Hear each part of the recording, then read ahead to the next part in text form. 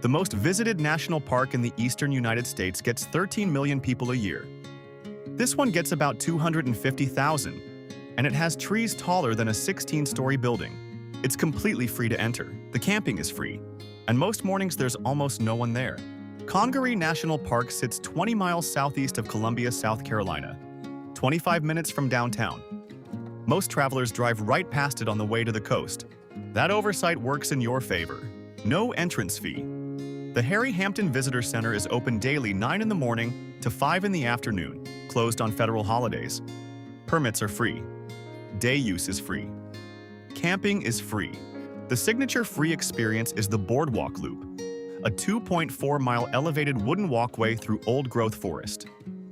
The boardwalk puts you above the floodplain, walking through stands of ancient cypress and loblolly pine with no trail fee and no reservation required.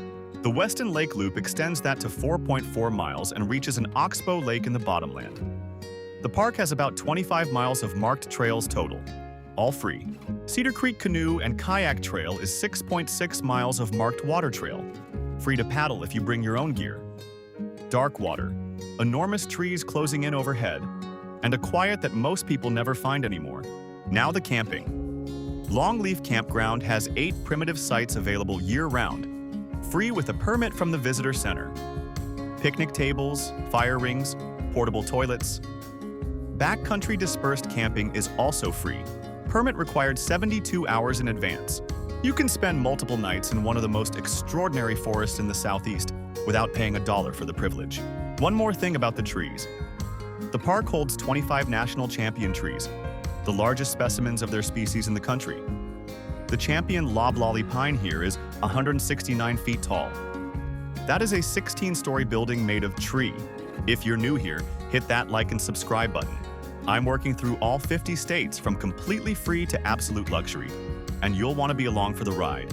Over at theearnesttraveler.com, I've got a free ultimate adventure planner, budget calculators, packing checklists, the whole thing. Links in the description.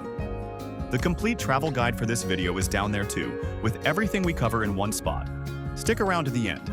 I'll tell you my single favorite pick from this whole video, the one I'd put at the top of my list if it were my trip. The budget tier for Congaree is mostly about where you sleep, because everything inside the park is already free and could fill an entire day without touching your wallet. Budget chain hotels near the park cluster around the Fort Jackson corridor, 12 to 15 miles from the park entrance, starting around $71 per night. There's a solid concentration of options along the I-77 stretch that services the park without the downtowns. Columbia Premium.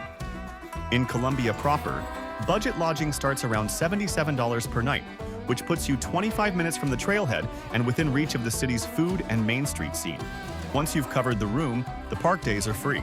Bring your own food, bring a kayak if you have one, pick up a backcountry permit at the visitor center, all of it $0. Timing matters significantly here. March through April is the best window. Wildflowers up, temperatures manageable, insects tolerable. October through November is the second good window. Humidity breaks, fall color comes in, the park is at its most comfortable. Summer is difficult.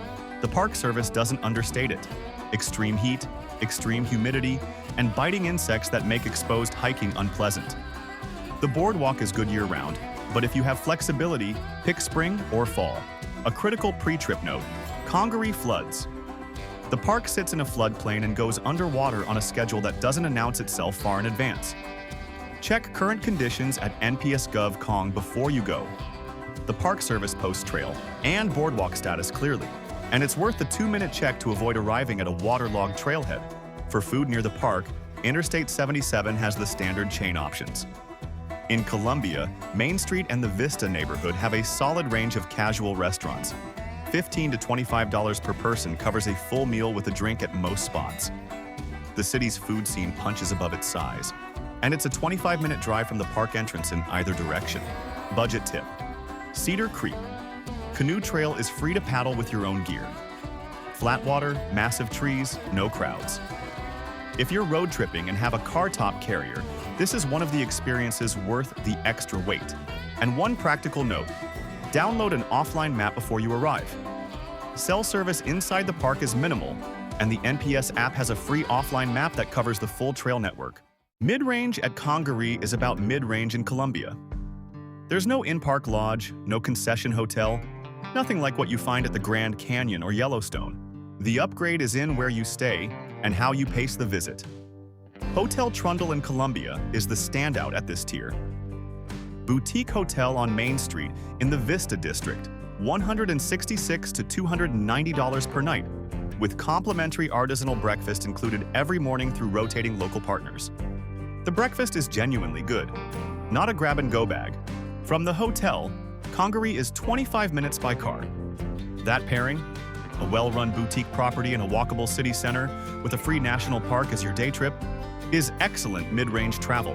The Graduate Columbia, near the University of South Carolina campus, is a solid alternative at similar pricing with that hotel brand's signature style. Here's what makes mid-range Congaree worth it beyond the room. The park is best experienced slowly. Plan for 2 days. Day 1, Boardwalk and Weston Lake Loop in the morning. Cedar Creek by Kayak in the afternoon if you can arrange a rental nearby. Dinner back in Columbia. Day 2, dawn on the boardwalk when the morning mist sits low over the floodplain. Deeper trail, backcountry permit. That's the pace the park is built for, and you won't get there in a single rushed afternoon. The Synchronous Firefly Event happens each spring, typically a week in mid-May. Lottery entry, about $45 total per vehicle, limited to 145 vehicles per evening. The lottery opens in early April on recreation.gov and sells out nearly immediately. The 2026 event has passed, but for 2027, set a calendar reminder for early April and enter the moment registration opens. Thousands of fireflies synchronizing their flashes in old-growth forest. It's one of the genuinely rare natural experiences in the eastern United States. Columbia as a city is worth a half day on its own at the mid-range tier.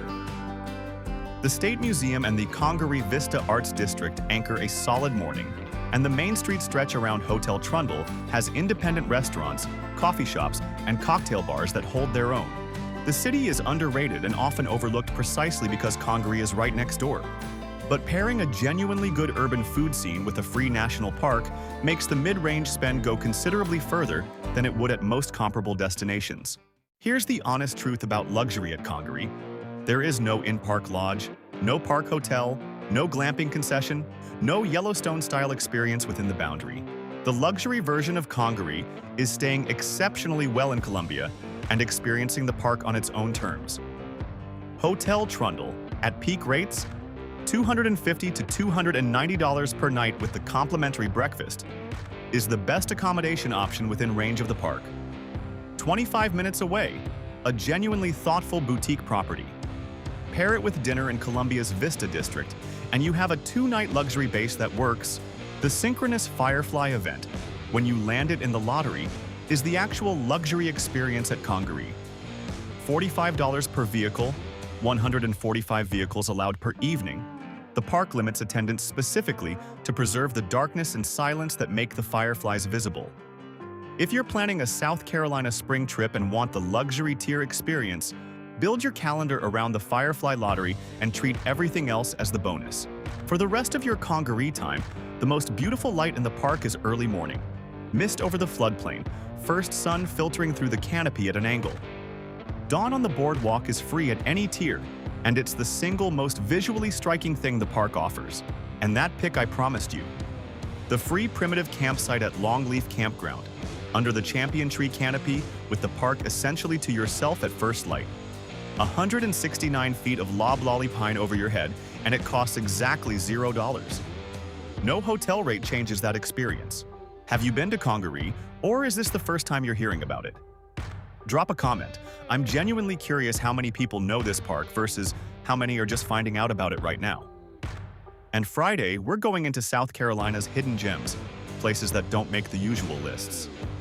Don't miss that one.